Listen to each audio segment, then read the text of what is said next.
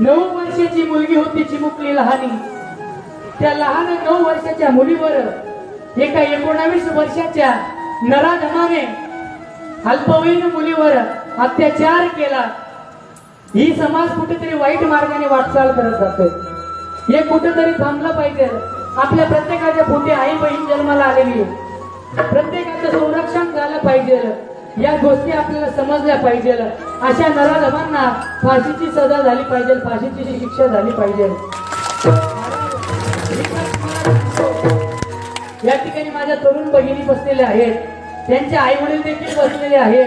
तुम्हाला माझं एकच सांगणं आहे, आपल्या मुलीला 15-20 हजाराचा मोबाईल घेऊन देण्यापेक्षा 500 रुपयाची रामपुरी घेऊन द्या.